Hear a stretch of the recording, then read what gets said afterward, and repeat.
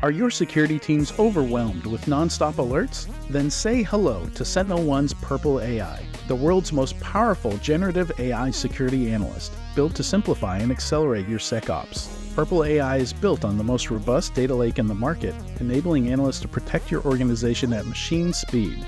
With natural language queries, threat hunting quick starts, smart response recommendations, and auto-saving investigation notebooks. See Purple AI in action at securityweekly.com/SentinelOne. Make sure you subscribe to the Below the Surface podcast by Eclipsium in partnership with CRA. We've had the pleasure of speaking with some amazing guests, including Zeno Kova, Richard Hughes, Vincent Zimmer, and more.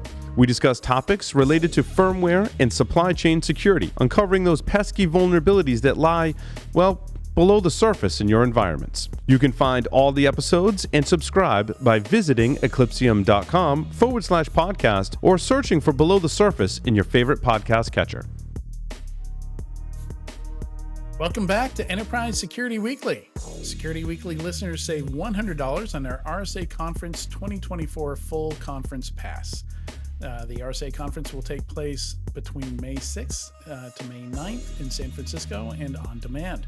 To register using our discount code, please visit securityweekly.com/RSAC24 and use the code 54U SEC Weekly.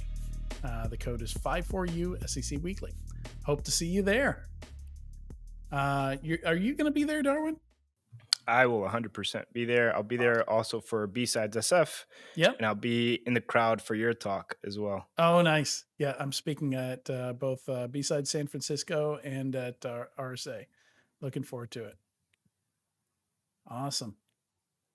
All right. Now for the Enterprise Security Weekly news. You can go to securityweekly.com/ESW 356 if you want to follow along as we go through the news. We get a bunch of items today. I'm not sure if we're going to get through all of them. I think there's roughly around 30 items. So we will do our best. But you can go check out my snarky comments there if you want to. All right. Any that you want to start off on, Darwin, as I reconfigure my monitors here real quick?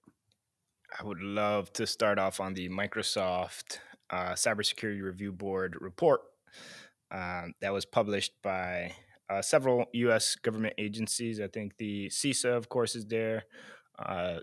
Correct me if I'm not mistaken, the Department of Defense and a couple of other security-adjacent U.S. agencies conducted this review and investigation of Microsoft's response to Storm 0558, the Microsoft Exchange breach that occurred, was uncovered last summer, and the whole entire debacle that ensued after that, right? And so I'll say that the Cybersecurity Review Board did not hold back any punches. They were very, very, they critiqued, they conducted a very thorough investigation of Microsoft's response, and they found some pretty negligent, say, security practices and culture that really prioritized sales and bottom line revenue over customer security. And so they bashed on that and a couple of other things there, the overall communication and response. And so not sure if how far we want to go into this one, but I think it's pretty big news. And with the XZ backdoor news kind of taking the headlines, this is something that has fallen back, and I think it deserves a bit more attention.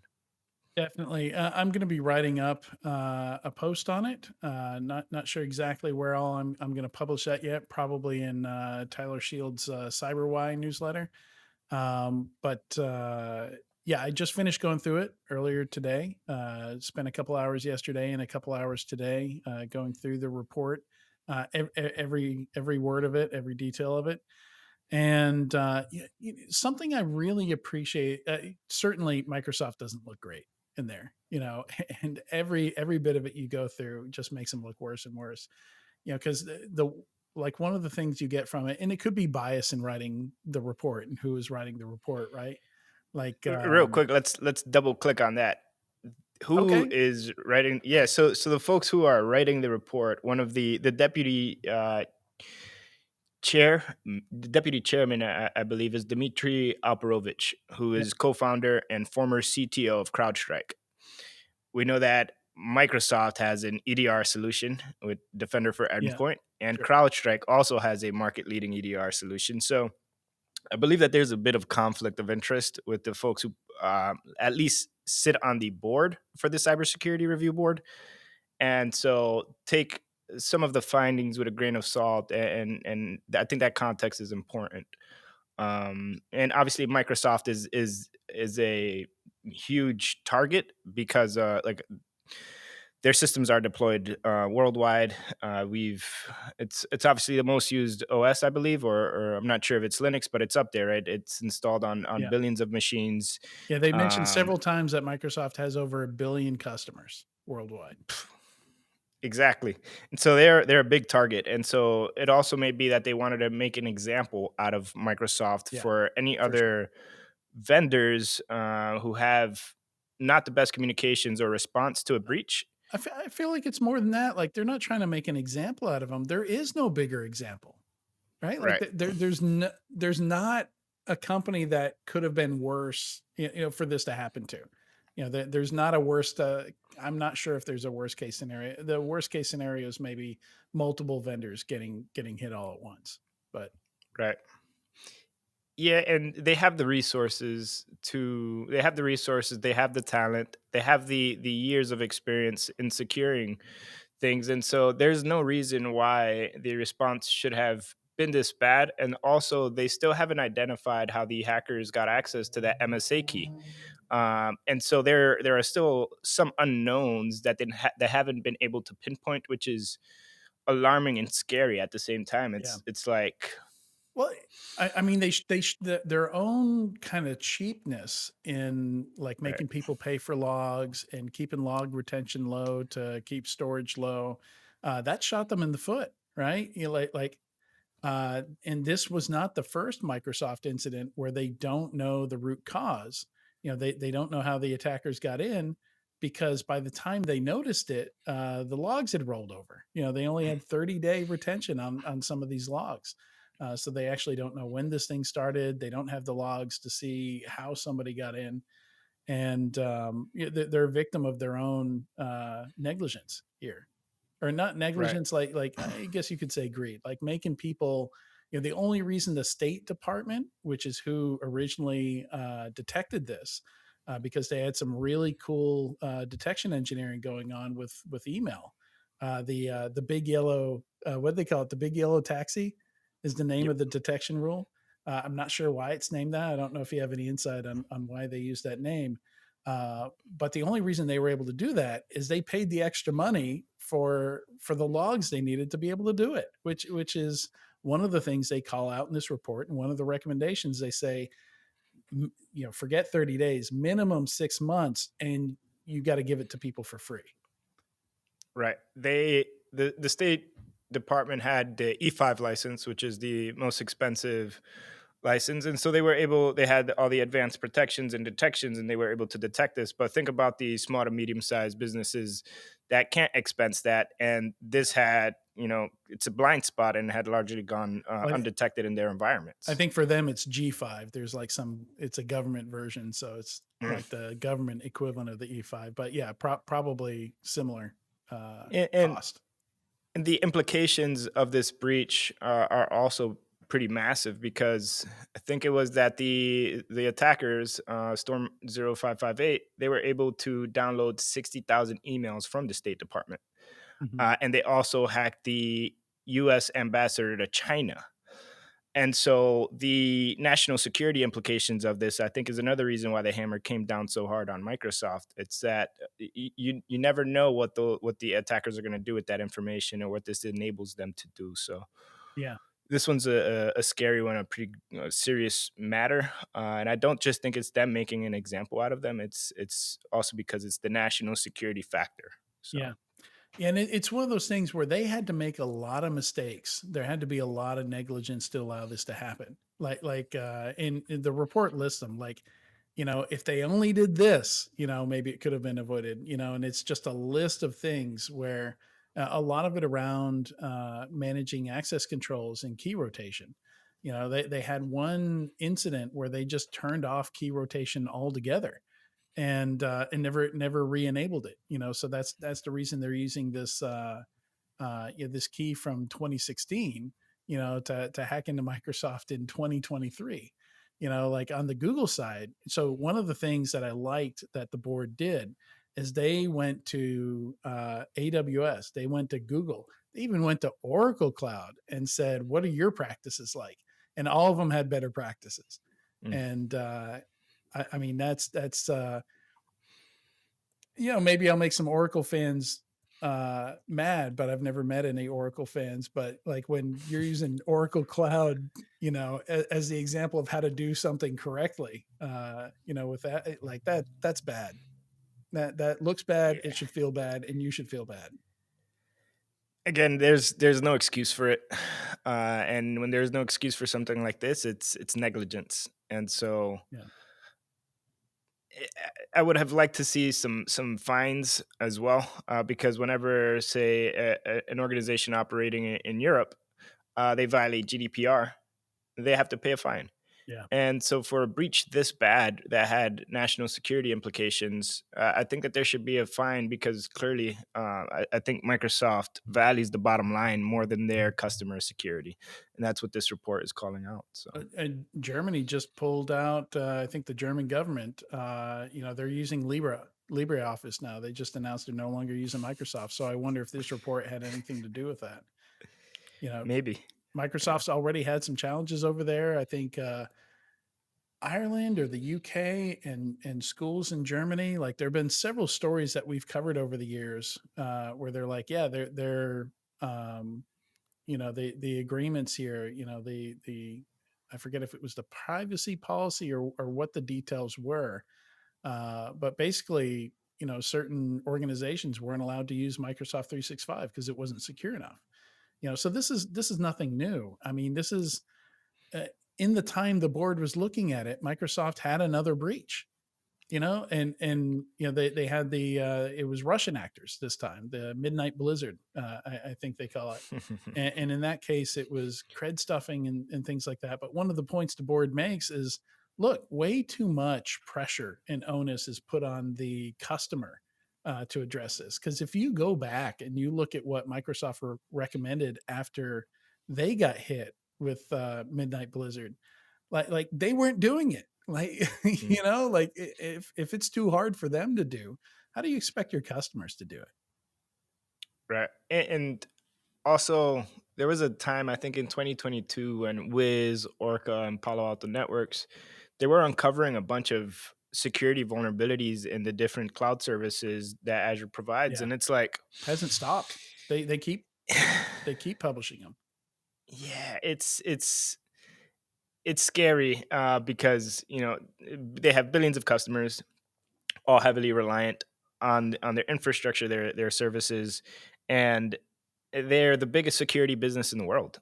Yeah. It's not like they're tight on resources. So hopefully this is a wake up call for them. I think that the Cybersecurity Review Board called for a pause on adding new features or Yeah. any advancements to their solutions, like a pause period similar to what Okta did, where they weren't shipping any new products or new features, and went back and revised their security practices and the Mm. security of their products. And that's what the Cybersecurity Review Board is calling for Microsoft as well. With their push with OpenAI and all the AI models that they have on their platform, I'm not sure how they'll balance it out. The AI race is pretty hot right now, but hopefully like this is the pinch that they needed to realize that security is a serious matter. Eh, So Honestly, I think this report's doing them a favor. It's mm, giving, I'm sure there's people out there who agree with us who are like, yeah, we should spend more time on security, but when the push is for, well, we got to get Copilot out as quick as possible, that their hands are tied and they can't do it. And already, I know so many security leaders, buyers, CISOs who absolutely will not touch Microsoft. And the stuff that Orca, Lacework, Palo Alto have found, Like their research teams are almost entirely focused on Azure. It seems like Right. sometimes, like every now and then there's a Google or an Amazon one, but like the nature of the failures are so fundamental. Like the one where um, all Azure disks, there was no access control between them. If you knew the Mm. disk ID for a virtual disk on Azure, at one point in time, you could mount it. Like if somebody took a screenshot or something like that and you could see the disk ID, you could just type it in and mount it. There were Yep. no functional controls between different tenants, different customers. Yeah, it's extremely scary. The vulnerabilities that allow for cross tenant access, uh, that are the highest criticality. They're I have no idea how that even got into production, and it points to that they don't have maybe proper like testing mechanisms in place. Because if a researcher is able to break out of that containerization that they have within their Azure tenant and access other Microsoft customers' information, think about how easy it is for a nation state actor Yeah, who is this is their sole focus, and right. they have All so the many time and money teams they and need to yeah, go after it. e- exactly. And these are things that are publicly disclosed. Never mind the stuff that Microsoft kind of like works with the vendors and the researchers, the folks who are finding and disclosing these vulnerabilities, so that they could keep it private because it has other implications to other Azure services, right? So Yeah. there's a lot there to kind of tug on, and as you noted, Google Cloud and Amazon and Oracle, they don't have the same problems, Yeah. and so Not this at is the same something level. that Yeah. exactly. Not at the same level, and so security decision makers are starting to take note. And as you said, they won't even touch Microsoft. So hmm Yeah, it's sad. that is one of the recommendations is no more silent fixing stuff. That they think they should start issuing CVEs for this. Now I should point out these are all recommendations. I don't think the board has any power to make Microsoft do any of these things. Hopefully just the publishing of the report will have a big enough impact that they're kind of forced to do this. The report actually quotes Bill Gates from the original Trustworthy Computing memo, basically saying, "Hey, you're there again. Things got bad. They got back to that point. It's time to revisit this time back in 2002 when you buckled down and did some good work there." And maybe we shouldn't think of this as Microsoft needing a kick in the pants, and maybe this is more of a permission slip. Because no matter how high you go in Microsoft, there's somebody else saying, no, focus on revenues, focus on profits. Whether it's the shareholders, the board at Microsoft, the CEO, there's always somebody higher saying, no, don't focus on security, focus on profits, make us more money. So maybe we should think of this as the permission slip where they can go and do that now and not get heat from that next level up that's always saying revenue and profits over everything. Right. Yeah. And thinking about the shareholders, like it doesn't stop at Satya Nadella. Yeah. There are people who sit on the board that have voting powers and things of that nature that help make those business They can decisions. fire And the so CEO, right? Yeah, that's the at board's it, purpose, part of the board's purpose. right, and at the end of the day, if the biggest implication for this breach is getting a slap on the wrist and some recommendations made by U.S. government agencies, then you weigh that against the time to deploy a new product like Copilot, or should we just like clamp down on security? It's it's a tough act to balance, and we'll see. We'll see what the future holds. It's going to be really tough for them to balance because I've been giving advisory calls on Microsoft Copilot, and they've Mm, thrown so much stuff out there that they have to support, like, and it's out there now. Like yeah. Copilot for Security went general availability on Monday this week, at the Mm, beginning of this week, and they're going to have to support that stuff. And there are yeah. probably security issues in all this Copilot stuff. So Absolutely. so yeah, they got their work cut out for. I mean, they got Copilot out before this thing dropped, so maybe that's lucky on their part. And Right. Copilot sales can help pay for fixing all the security. We'll see. We'll see what We'll happens. see. And the attack surface for for that type of Copilot that integrates with so many different Microsoft services is also something to consider, especially when you're doing like an evaluation of the product and a threat model. And if you want to bring this into your enterprise, now you have to consider this against the entire backdrop of Microsoft security practices. Yeah. So we'll see what happens. I think co-pilots are an interesting play where we've seen a lot of security vendors adopt them, but the overall access that these co-pilots have is a new type of threat vector that has to be considered. So Microsoft is leading the way. They have the most robust security co-pilot out there, and we'll see how it performs, especially after this news. Yeah. All right. Let's move on a bit here. Yeah, that was certainly one of the big ones. I think the next big one to cover would be the innovation sandbox. So these are definitely the two stories today that I don't want to miss. I can't remember exactly when it got announced, but it was in the last week, right? Yeah, at some point this week, either Monday or Tuesday, RSA announced the 10 finalists. And what I really liked is that it's not all AI security companies. There's a healthy blend of identity and access management solutions, cloud native security, Mhm. data security, which you can argue that the lines between data security and AI security are starting to blur. But Yeah. in my opinion, it wasn't all AI, which was that's kind of what I was expecting in the era that we're living in. So I was pretty happy to see the finalists that were selected, and I'm excited even more to see their pitches.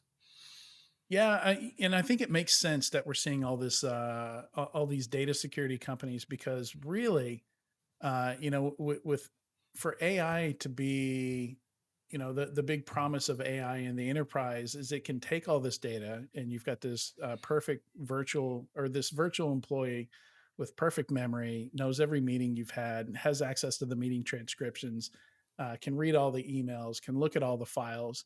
So then you can just tell it to put together the quarterly report, right? Because it's seen the 100 previous quarterly reports, knows what data needs to go in it, knows where that data needs to come from.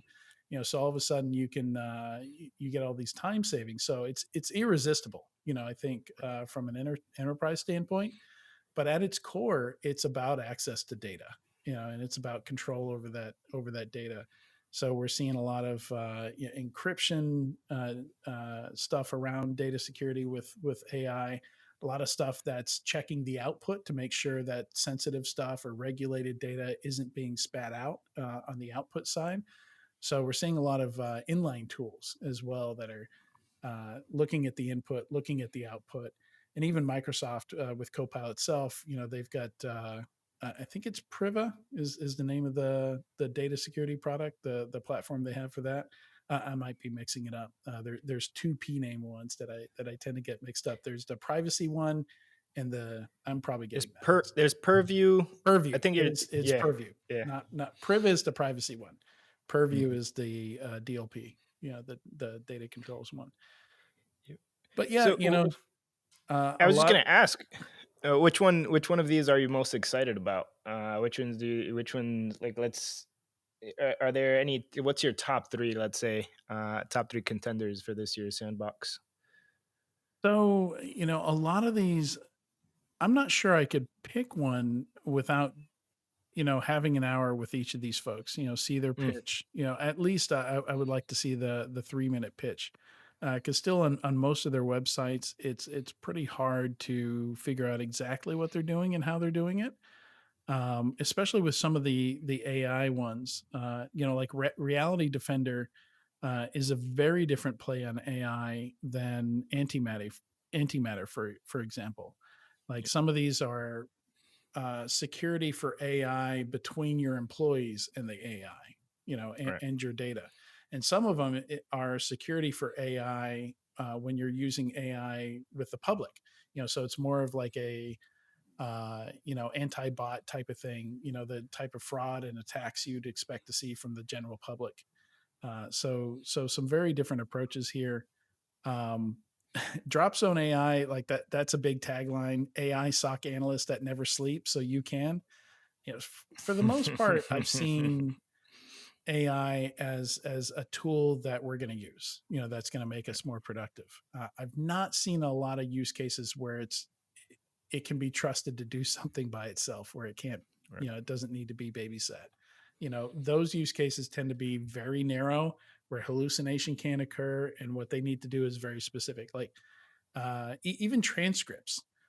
Transcripts are problematic because if I say CISO, like, and it doesn't understand that CISO is an acronym that I'm pronouncing, it's going to try and find some word that sounds, in the English dictionary, it sounds like CISO. It's not going to find CISO in the English dictionary. It's not going to write CISO. It's going to write, like seesaw or something like that, right? So, yeah, claims like that, just make me want to learn more. Make Right. me want to see more. I want to see what some of these companies can do. So I don't feel like I'm not going to have a favorite until I watch them, till I'm there and I watch the pitches live. Then I'll tell you my favorite. Nice. Yeah, it's interesting. The efficacy of a lot of these AI based security solutions, you kind of have to see them in real time just to see how good they are, Yeah, because all the marketing, copy, and yeah, messaging is of course made to lure people in. But how does this thing perform in my environment, and is it actually able to perform better than a human analyst? right. And if not, and if it has blind spots and is going to let things slip through the crack, then why would you go ahead and procure that type of solution? And so I think it'll fall back into how mature these different vendor solutions models are, and we'll see. But on the hallucination front, very very interesting news that broke earlier this week as well is that Pinecone is announcing their vector database solution that enable RAG, retrieval augmented generation Yep, for LLMs. yep.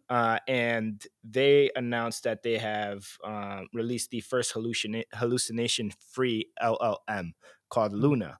The only problem is, though, in order for it to be hallucination free, it introduces a lot of performance issues, and so it's Oh not yeah, production ready yet. But it's a sign that there's more to come on this front. And as you've seen with LLM development, like, these processors are becoming so much more advanced, and it's only a matter of time until we have hallucination free production ready LLMs.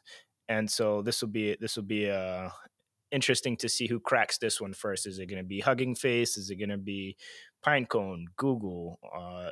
Anthropic, or OpenAI? So it's back to that AI cyber arms race, right? But it's happening. So it's another interesting thing we talked about last week is we're seeing a lot of purpose-built LLMs. So a lot of people might not know, like even when you're using Copilot, those might be they are using OpenAI's models, but there's different models for different use cases. Like there's a 4.0 turbo model that will be more likely to hallucinate. But what you're doing is you're trading off, that chance of hallucination for speed.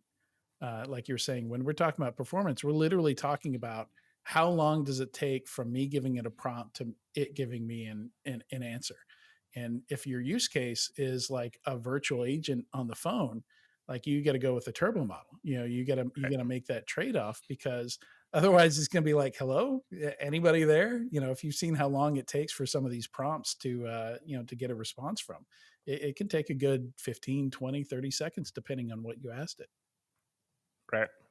Yeah, and for mission critical systems, whether in say the healthcare field, or like where making a diagnosis, correct and accurate diagnosis is extremely important, that performance trade-off makes sense. But for say something like pilot software, or I don't think insecurity is as time sensitive, but when we're thinking about like real time data analytics, and detecting like anomalies and being able to spider out throughout the entire environment and see where similar activity has occurred, or related activity has occurred, um, time is a big factor, right? Yeah. And so there needs to be folks that have to be the first movers in the space and have to kind of like fine tune all of these models Mhm. so that they can actually solve the problem. But then there's going to be the secondary movers advantage of folks that are going to capitalize off of all the learnings off Yeah. of something like Drop Zone AI and of Security Copilot. So it'll be interesting to see how this continues to play out. I'm a big fan of Drop Zone AI and of all of the vendors listed here. They're there for a reason, and so this will 100% be a fun one to watch. Yeah. Yeah, definitely. Yeah, and it's there's so much I've learned about AI in the past couple of months also, just trying to looking at how it works, how they're reducing hallucination. So just a better model doesn't get you to reduce hallucination. There's this concept of grounding data. So that's what that RAG is for, is to basically like these models, the alignment with them is smart enough now to know what they're bad at. Like you can literally tell a model using English language, hey, you're bad at math, don't try to do math instead. And if you've used Chat GPT to do anything that requires math, you'll notice that these days. So this didn't happen when it first came out. Like it would try and answer the question. It would say, "Well, my favorite number is 37, so the answer to your math question is 37." Which is that's not how math works. Right. It's there's a specific there only one correct answer for most math. And what they've done is they tell it to write a Python script. So you'll watch it write a Python script in real time, and it executes that Python script because Python can do math. That's a Mm, feature of the programming language.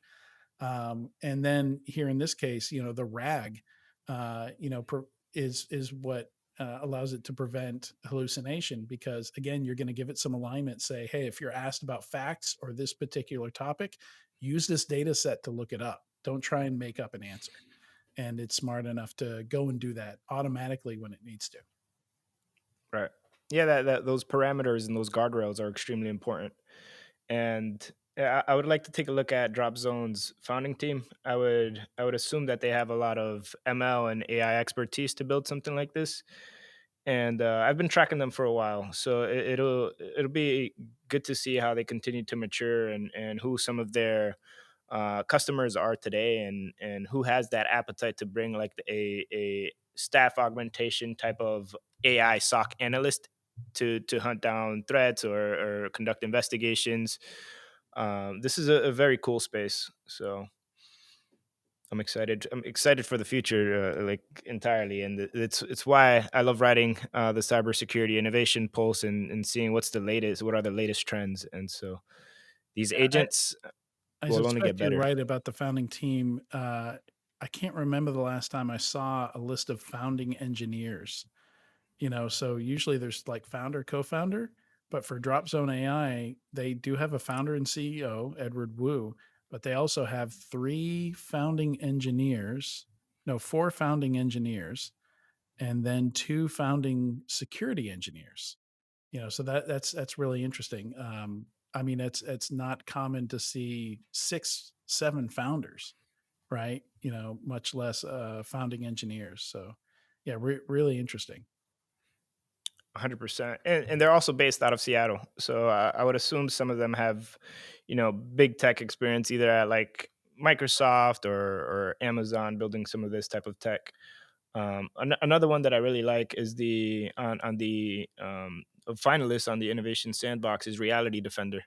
The threat of deep fakes, especially heading into election season, is extremely concerning. And so, while Reality Defender is not security for AI, I would lump it into like security operations, where we're detecting things that may pose a risk or a threat to our organization, whether that organization is like the Democratic National Party of the U.S., or say like a very important person at a Fortune 500. Your security team should be able to detect any deepfakes that are out on the dark web or on Twitter that may negatively impact uh, the profile, or like the, I guess like that would negatively impact the organization. Saying like if there's a deep fake video out on the like on Twitter that's saying it's the CEO saying something bad about a Right. competitor, Yeah. that may tank the stock. And in case, let's say, of like Elon Musk with Tesla, if there's a deep fake rolling around of Elon Musk, there, folks can't necessarily distinguish if it's true or not. I don't know that. So Yeah, that's a tough one because I don't know that you could deep fake anything worse than what he sometimes does himself. Like he seems pretty good at trying to tank things on his own. You know, Exactly. And that's why it'd be so tough to distinguish. Like, is this really Elon Musk or is this a deep fake, right? So, Reality Defender is another exciting yeah. one So there. that's kind of I would say that's adjacent to fraud, right? You know that's like an anti-fraud tool, but for a different medium. You know, for the medium Yep. of audio and video. Yep. Yeah. Good call out. Yeah, let's see. Got a lot of other stuff to talk about here. Let's move on from Sandbox. I would love to do, you know, maybe on a another episode before RSA, we can do a bit of a deeper dive on each of these 10 companies in the new segment. I just didn't have the time for it this week. Yeah, I think that's a good idea. Usually the vendors that make it into the finalists for Innovation Sandbox, it's foretelling of where the industry is headed. And last year we had Hidden Layer as the winner, Yeah. and obviously we've seen a massive boom in security for AI. So one of the trends that I highlighted and have kind of derived from the list from the finalists is that data security is going to continue to be extremely important moving forward, because obviously data quality, data integrity, and also data privacy for the data sets which these models are built upon and trained upon is extremely critical. So we'll see if this trend plays out. But Innovation Sandbox I think pulling on that thread, you could derive a lot of predictions and insights on where the industry is headed. Yeah. Yeah, and just I don't want to skip funding altogether. I actually spent a lot of time for folks listening. I do have a lot of notes and thoughts on a bunch of these. We're not going to be able to get through all of them. So if you want to know about some of these companies coming out of stealth, go check out the show notes. But a lot of interesting AI stuff, data stuff. You know, the biggest one on the list, Coro, secured 100 million, led by One Peak, and it's cybersecurity for SMEs. You know, which is a pretty tough market. You know, because you've got a like for small and medium sized businesses and enterprises, oftentimes they've got the budget for one solution. You know, so you kind of have to boil the ocean. You have to do a little of everything. You have to do email security. You have to do endpoint security, and looks like they're doing that, and they're raising money. You know, the money you need to do that. You also you don't have time to do an hour pitch with every customer, right? You know, because it's a completely different price point. You need channel sales. You know, you need quick sales cycles.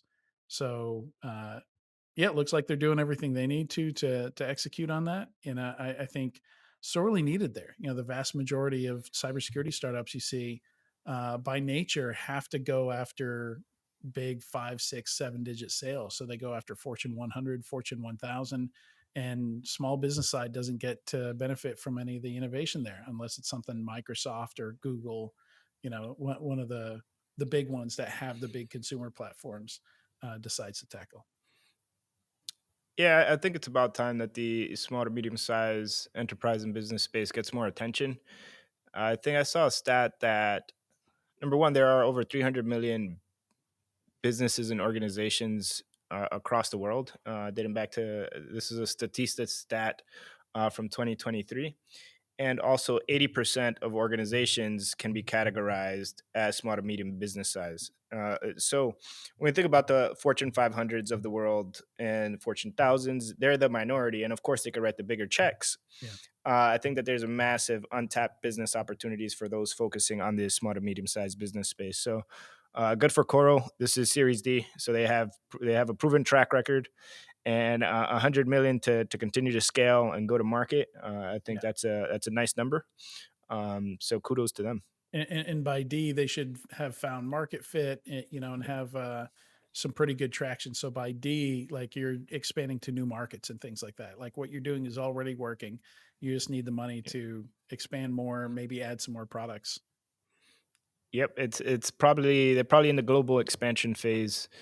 So this is great, and as you said, right, the a lot of these smaller enterprises don't have the time to sit through an entire pitch, and they also don't have a dedicated security team. It may just be one IT person that does security, and so the more intuitive and easy to use that the easier that the product is to use, and it's solving, the core pillars of security, like email protection, like endpoint security, and it's all integrated. The easier it is for that customer to leverage it and truly be secure, right? So I would love to see under the hood and see what other solutions they provide, but I think the $100 million raise is a great validation. So Yeah. Let's see here. We've got Skyflow, which a lot of questions about how they work. A lot of these AI companies, I'm very interested in the architecture and technically how they put themselves between the user and the LLM. Because it's like there's only so many ways you can do that. Like I've seen some that are a Google Chrome plugin, so they sit on the browser. I've seen some that are like web proxies, CASBs, secure web gateways, stuff like that, where they're inline, like a forward proxy. And there's a plugin architecture for Copilot, so it's another way to kind of that you can put yourself inline. But that's going to be a per product or platform plugin that you have to create. We've got enterprise browsers now, so I fully expect Island and Talon, which I think Talon is now at Palo Alto, are going to jump all over. That this is a huge opportunity for them because they're already in line. They have the browser itself, so they can address a lot of these concerns for customers who already have them. right, yeah, and also the interesting two things about Skyflow is that they're backed by Kozla Ventures, and Vinod Kozla is a legendary venture capitalist dating back to like the 80s. He's in Okay. the same breath of Don Valentine, who founded Sequoia. And so whenever we see someone get backed by Kozla Ventures, it's pretty serious business. Oh, okay. And the other thing about Skyflow is that when it comes to data privacy, especially for AI, different regions in different countries have different regulations. And so something like a data privacy vault that can be fine tuned to be compliant with GDPR or the Brazilian privacy Yeah. regulations. LDPR. I forget it. I forget exactly what it is. Some four letter acronym, right? And so there's so many of them now. Like Australia has their own, and I think even Europe is coming out with some AI regulation, right? So when it comes to like there's so much subject matter expertise that needs to be had when dealing with these data privacy regulations, and if a vendor could take that off of my hands as a CISO, then that's a solution that I would be vetting and considering. And so I think Skyflow, when it comes to, and also Bedrock Security, which also raised the last week and is in the Innovation Sandbox, that they also focus on the data security issue for AI. I think this is a key problem to tackle. So it's good to see that the venture capitalists are investing in this. And Yeah, Copilot tells me it's LGPD is the Brazilian equivalent, copy. which I had to deal with. I worked for a Brazilian company, and we did have that built into our product. And too many acronyms didn't stay in my head. Right. Yeah, there's the Australian one, Singapore, Mhm. California has its own, Yep, European GDPR. They don't mess around. the I think they country of find. California. Yeah, yeah. It's crazy. There's so much fragmentation, and it's sad. But we know that the folks over in Europe don't mess around. I think they slapped Google with a $1 billion fine for violating GDPR a couple of years back. Yeah, yeah, So when it comes to AI and ethics for AI, it's such a big hot topic that you just don't want to be made an example out of, right? So data privacy has to be a big um, a big consideration. yeah, for sure. Let's see. So we've got Zafran. I couldn't figure out what they do. They call it the first risk and mitigation platform to fight threat exploitation. Looks like they're, I don't know if this is like virtual patching or something like that, but they talk about using existing security tools to Mhm. diffuse exploitation. So there have been a lot of technologies that did this in the past. I just don't. I haven't had enough time to either dig into it, or maybe I need a conversation with them to figure out exactly what they're doing there, how that works. But we were talking about speed in the last conversation with Patrick. Sometimes the patch isn't available. Sometimes you can't get it there before exploitation in the wild starts happening. So anything that allows you to mitigate these kinds of attacks, I think would be huge. 100%. And a little bit about the founding team at Zafran. The CEO is a former Iranian national, Yeah, I and saw that. she also was part of the IDF. And so it's kind of like it has the makings of a movie or like a Yep. spy movie. And they carry that same aura. And then also the CTO, Ben Seri, was a researcher at Armis Security, which has eaten up the IoT security space. And he was the one who found the Blueborn Blueborn. vulnerability Yeah. back in It 2017, was a which group of impacted. 7 vulnerabilities, I think. At least 7 or 11, something like that. It was a whole bunch, yeah. Right, and that impacted billions of Bluetooth devices. And I remember I had the opportunity to go into the Armis offices in Tel Aviv and meet with Ben, and he was hacking Oh, on cool. hardware like he had his own lab. And so now this is someone who has that hacker mindset and has been like it's a founding team that come from the IDF, and they've been deep in the security trenches. But ultimately, they're also backed by Sequoia Capital and Yeah. CyberStarts, which is not anything to kind of 2 like big ones, yeah. exactly. And their solution, I think, so they plug into whatever security solutions are already in that environment. They from what I think they're doing underneath the hood is that they extract those findings and they enrich it with environmental context, business context, to try and pinpoint what are the highest risk priorities that business itself should be focusing on. And that's where like the risk mitigation and that So it's a additional. prioritization play. Yep. Oh, okay, that makes sense. That makes sense. Yep. That's much easier than, like, somehow automatically creating a virtual patch or something like that. Uh, Right. yeah, because it could be something you have to mitigate from the network perspective, not necessarily producing using an agent or something like that on an endpoint. That would be tough. But, yeah, so maybe a competitor, with Volmcheck. Yeah, from an intelligence perspective, and getting a better understanding and context of what that organization should prioritize at that point in time, it's similar to Volncheck. Yeah. Let's see. There's a bunch of other interesting ones here. I don't think we're going to have time to go over all of them. Permiso, I think, is more of a identity based approach. Detect and defend against identity based attacks. I'm just going to fly through these, Darwin, and we can come back if there's any particular ones you think we should look at a little bit closer. Bedrock, we already talked about. It's one of the finalists for the Innovation Sandbox this year. Abstract Security, AI powered data streaming platform for security. So, they talk about, the next gen SIM is not a SIM.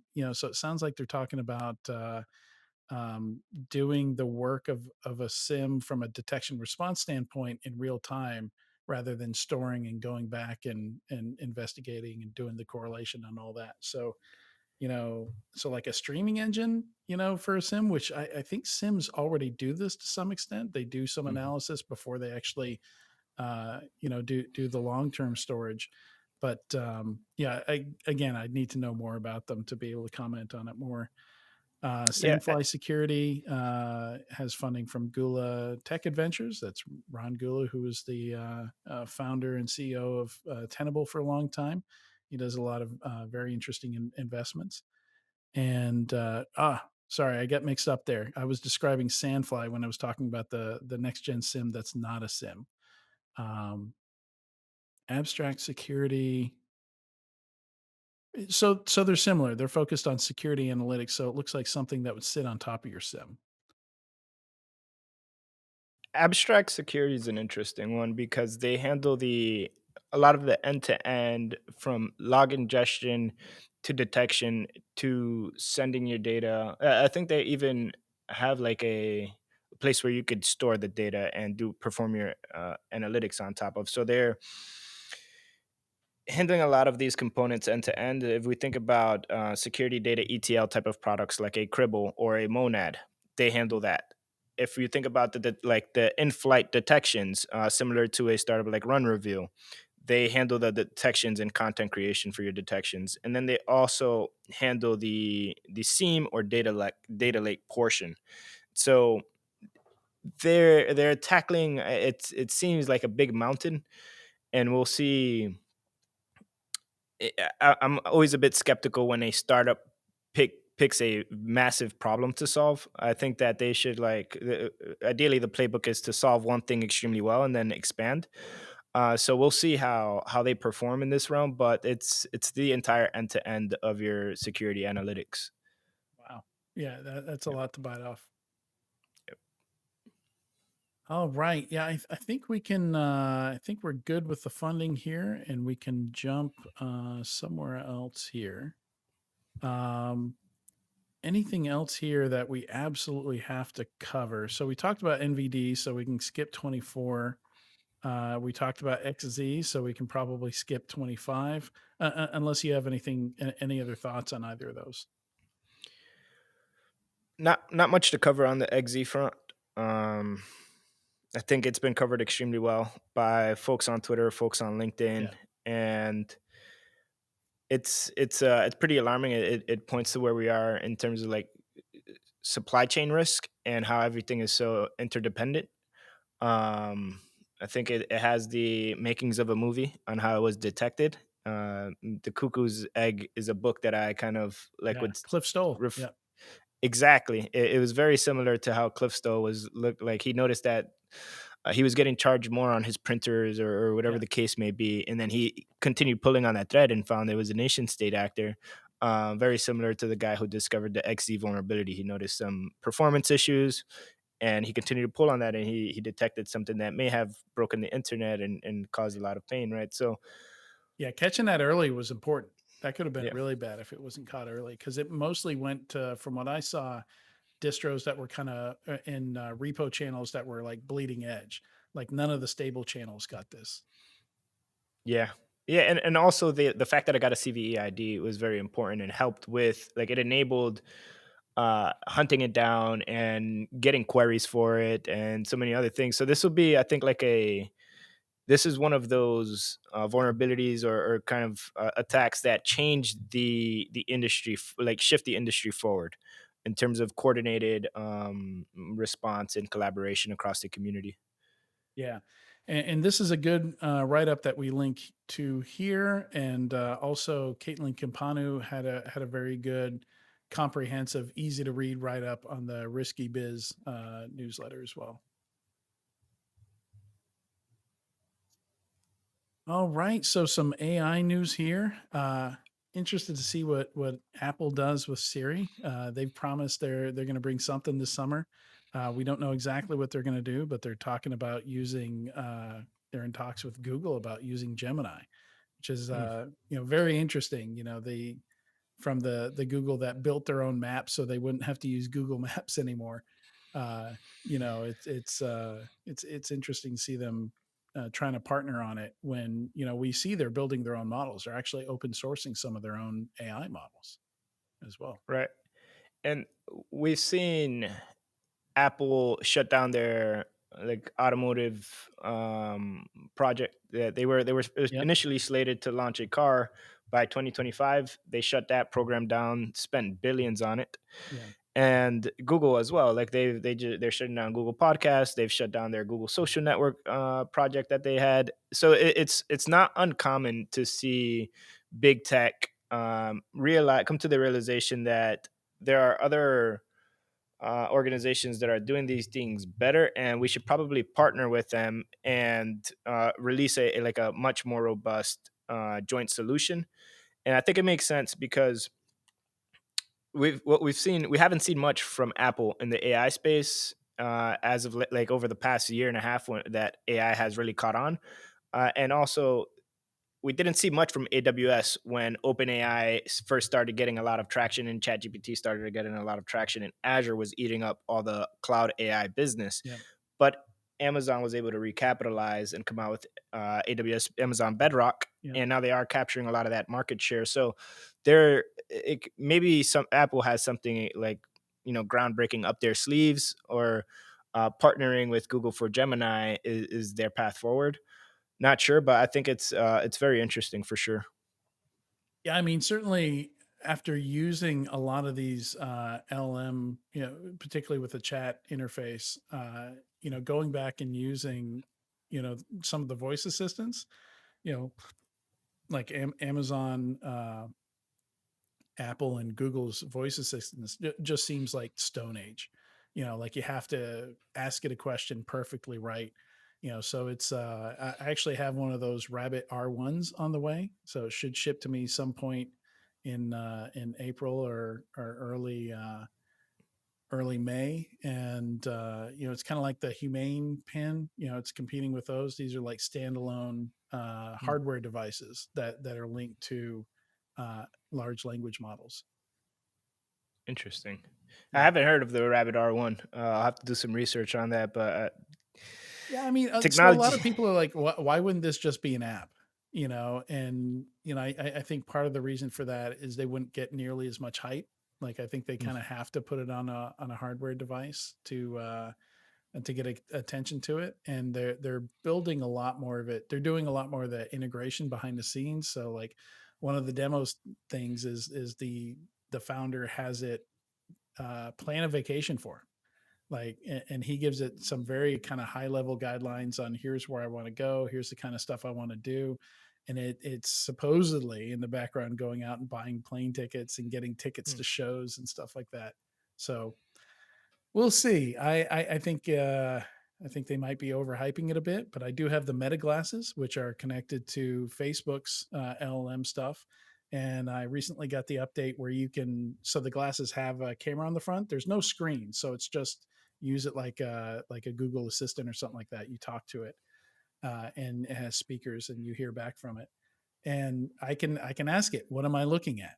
It takes a photo with the camera, it analyzes that photo, and it tells you what you're looking at. So it can tell me what kind of plant I'm looking at, or what kind of tree, or what kind of bird I'm looking at, or what can tell you where in the city you are. What statue you're standing in front of, or something like that. So pretty interesting stuff.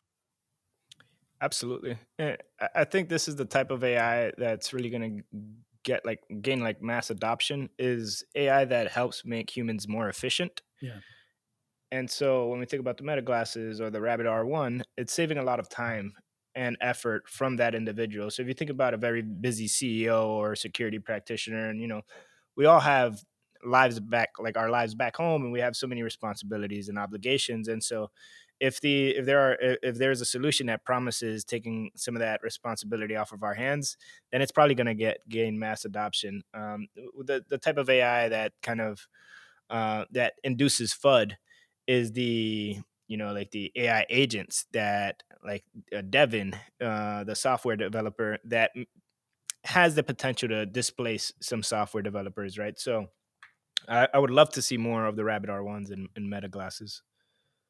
yeah, yeah. Yeah, which is why I'm trying them out. I'm looking to Yeah. see like how much of it's hype and how much of it's real. And yeah, it's a lot of fun to play with. Um, yeah, so I think we should do a squirrel story. I've got four of them here. I don't think we should do all of them. Um, I'm tempted to go for 28. Do you want to pick a favorite here? Maybe we can do two if yours is different from mine. Let's run with 28. All right, so RooBadge. So Volkswagen announced a product called RooBadge that they're testing out in Australia. And as anyone who's ever heard of Australia would probably know, or knows any Australians, kangaroos are dangerous to people on the road. Equivalent of our deer, right? Like you have to be careful not to hit them. They can do a lot of damage to the car. They can potentially come through the windshield and kill you. So they are playing around with replacing the actual Volkswagen badge is a speaker that makes the sound of predators. That would make basically you want to incentivize the kangaroo to go the other way, to go the other direction. And I think they use three sounds. They use the sound of a some kind of hawk or eagle, some kind of coyote or something similar to a coyote. My knowledge of Australian wildlife is terrible and on display here. And there's also a sound that kangaroos themselves make to warn Mm. other kangaroos of danger. So the idea is you make them run away from the road instead of running into the road, and they think if this is going to be successful, if they're successful in Australia with this, there's no reason why they couldn't adapt it for deer here in North America and other large animals that get hit on roads elsewhere. This is great. I think this is an amazing initiative, and it also leads me to think: is there an opportunity for defenders in the enterprise to deploy or build a certain solution, like a similar solution that deters attackers by like blaring a loud sound? I mean, Like that's that would be deception, right? awesome, Like some of the deception tools, like right? you can spook an attacker, if they suddenly realize the files they've been looking at are fake and, blaring Yep. alarms and stuff like that. Yep. Like it doesn't have to blare to the attacker, but the fact that it's going to the defender and they're busted, Yep. that has a deterrent effect, right? That's a good call out. Yeah, you're right. And like a honey token or a honey file, Yeah, that exactly. once you get in there, it has some text. It says like You're you caught. busted. Yeah, starts playing the bad boys sound. The like bad boys. Like I'd feel trolled, and I would just leave that network like immediately. Yeah. And the other thing is like, is there a potential attack vector? This is controlled through an in-car app. I think it'd be funny if like an attacker just starts playing this very loud in the middle of the night and Yeah, starts trolling people that way. So this is good. I would love to see it open source so that all yeah, vehicle manufacturers can adopt it, and yeah, maybe there's yeah. some form that Volkswagen gets a kickback. But I think it's a great humanitarian initiative. Yeah, this is definitely one of those things. Like, if it works, I hope it's not going to be a money thing. I hope they Right. open it up, let everybody use it. Um, yeah, because it's a new safety tool, right? But yeah, you bringing it back to computer security made me think of the old back orifice BO2K. Those programs where you could uh, so these were like rats, basically give you access to somebody's computer if you get them to run them, and then you can do all kinds of things to their computer. And the big thing people would do it to prank other people would they would inject the CD tray, to freak people Mm. out. You could play things through their speakers. You could move their mouse cursor around. Like I think there was a module that would just like do random movements on the mouse, like every couple of seconds or something like that. So there are a lot of things built into it where you could just mess with people. But Yeah, that's funny. Like, I'm just imagining like me in my younger days seeing my disc tray pop out or my yeah, monitor be like fall inversed, out of and the I'm like, what the chair. hell? Yeah, I'm like, whoa, what's going on, right? And so, like these deception tactics that a lot of like these honey nets, honey files or honey tokens or whatever they like. And also it brings a point of like hacking back. Like they're of course they're grabbing telemetry and information on Right. the attacker, which opens up like what do you do with that information? I think it's a topic for another day, but Yeah. It's an there's a lot interesting of topic yeah though. yeah illegal one too. Yeah. Yep. All right. Darwin, thank you so much for joining me today. I love that you got to go in the studio and have a cigar and yeah, probably very different experience than doing this from home, right? 100%. Yeah. The nostalgic vibes in the studio, absolutely love them. We have our RSA awards over there. And I think I'm starting to feel like Darwin Asadorian after today's episode. Yeah. Yeah, yeah. I wish I could make it up there more often, but it's Rhode Island is a long way from me. But I'm glad you're in the neighborhood and you could jump in the studio and join me today. It was a lot of fun. Wish to have had you here, and I'm excited to be syncing up at RSA, and also Security Weekly will be out, in the Cyber Risk Alliance will be out in full force at RSA. We have some interviewer slots still open. We do. I don't know if you want to add any more on that, Adrian. Yeah. I don't know how many slots we have left open. I know we filled a ton of them, but we do what we call micro interviews or 15-minute interviews. And a lot of the Security Weekly hosts and co-hosts will be there doing interviews live during RSA. Yeah, it's always a good time. Yep. Come find us. Yeah.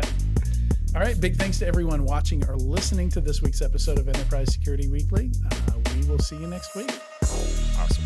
Cheers, y'all.